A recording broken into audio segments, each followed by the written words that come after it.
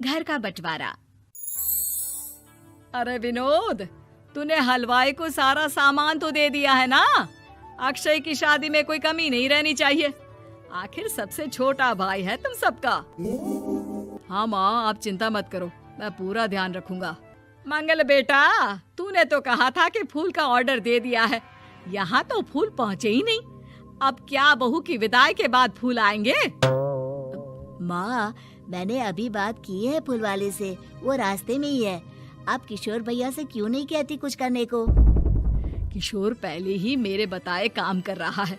पास के सभी रिश्तेदारों और मोहल्ले वालों को कार्ड वही तो देकर आया था। रिसेप्शन के लिए हॉल भी उसी ने बुक किया था। टेंट कुर्सी वालों को भी तो वही देख रहा है। पर कई मोहल्ले वाले तो हमारे भरे पूरे परिवार से जलते भी हैं। उन्हें बुलाने की क्या जरूरत थी? बेटा, शादी ब्याह में तो बुलाना ही पड़ता है, नहीं तो लोग क्या कहेंगे। दादी दादी देखो ना, हलवाई अंकल हमें लड्डू नहीं दे रहे, आप इनको डांटो ना। अरे चैन सुख दे देना बच्चों को लड्डू, क्यों तंग कर रहा है इन्हें? बीबी जी, मैं कहाँ मना कर रहा हूँ, लेकिन लड्डू बनते ही ये बच्चे उठा उठा कर खा लेते हैं। अरे मैं तो इन्हें थाल में रख के परोस भी नहीं पा रहा। भागो, अब कोल्ड ड्रिंक पीने चलते हैं। भागो भागो, अब कोल्ड ड्रिंक पीने चलते हैं। जैसे कि आप देख रहे हैं, आज इस घर के सबसे छोटे बेटे अक्षय की शादी है। घर में बहुत चहल पहल है। कुलभूषण की बीवी कमला को फुर्सत ही नहीं है कामों से, लेकिन कुलभूषण और घर के बाकी लोग कहाँ हैं? आइए देखते हैं। अजी, आप यहाँ आराम से बैठकर गाने सुन रहे हो और घर में अभी तक इतने काम बचे हैं करने को। अरे भाई, मेरे सबसे छोटे बेटे की शादी है, इसके बाद तो मैं अब चिंता मुक्त हो ही जाऊंगा।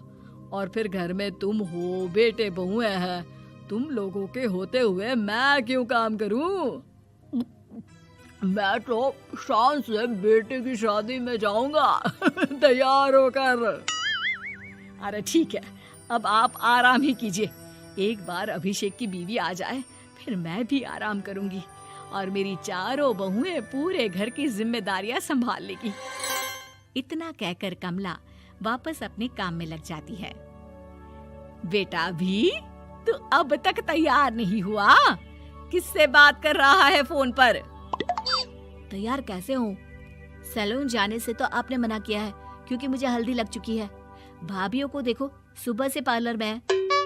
अक्षय की शादी हो जाती है और नंदिता बहू बनकर घर आ जाती है, लेकिन इस घर की खुशियों को मानो किसी की नजर लग गई थी। नंदिता के आने के बाद आए दिन घर की शांति भंग होती रहती। अपने माँ बाप की इकलौती बेटी को इतने बड़े परिवार की जिम्मेदारियां कहाँ संभालनी थी। अभी देखो ना, मेरे हाथों की मेहंदी भी अभी नहीं उतरी है और तुम्हारी मम्मी ने मुझे घर के कामों में लगा दिया। मैंने सोचा था कि घर की सबसे छोटी बहू होने के कारण मुझे सब पलकों पर बिठा के रखेंगे, पर यहाँ तो पलक झपकने की भी फुर्सत नहीं मिलती। देखो नंदू, शादी के पहले ही मेरे घर वालों ने तुम्हें और तुम्हारे पेरेंट्स को बता दिया था कि मैं जॉइंट फैमिली में रहता हूँ, तो फिर अब ये शिकायत क्यों? और फिर तुमसे पहले मेरी भाभियाँ भी तो आई थी शादी करके, उन्होंने तो कभी कुछ नहीं कहा। नंदिता तब तो चुप हो जाती है, लेकिन ऐसा बहुत दिनों तक नहीं चलता। अरे नंदिता, माँ बाबूजी की दवाई का टाइम हो गया है, उन्हें दवाई दे आओ और उसके बाद सबके लिए नाश्ता बना देना। पर भाभी, मैं तो अभी अपना फेवरेट सीरियल देख रही हूँ। प्लीज मेरी जगह आप कर लो ना ये काम। ठीक है, मैं तेरी जगह माँ बाबूजी को दवाई दे आती हूँ और नाश्ता बना लेती हूँ। तू मेरी जगह पूरे घर की डस्टिंग करके 5 बच्चों को स्कूल के लिए तैयार करके भेज देना और दोपहर का खाना बनाने के बाद कपड़े धोकर सुखा देना। उसके बाद हम दोनों मिलकर बाजार जाकर सब्जी ले आएंगे, फिर डिनर की तैयारी कर लेंगे और उसके बाद बस भाभी, मैं माँ बाबूजी को दवाई देकर सबके लिए नाश्ता बना देती हूँ। हे भगवान, ये कहाँ लाकर फंसा दिया मुझे। मेरे घर में तो गिनती की 8 रोटियां और 2 सब्जी बनती थी और नाश्ता निपट जाता था। यहाँ तो रोटियों का ढेर और सब्जियाँ बड़े बड़े पतीलों में बनानी पड़ती है। नाश्ता बनते बनते लंच का टाइम हो जाता है और लंच बनते बनते डिनर का। अभी मुझ में तुम्हारे पूरे परिवार का नखरा उठाने की और ताकत नहीं बची। मैं ऐसे नहीं रह सकती। अरे तो क्या चाहती हो तुम? मुझे अलग रहना है बस। तो ठीक है, हम कल ही शिफ्ट हो जाएंगे किराए के घर में।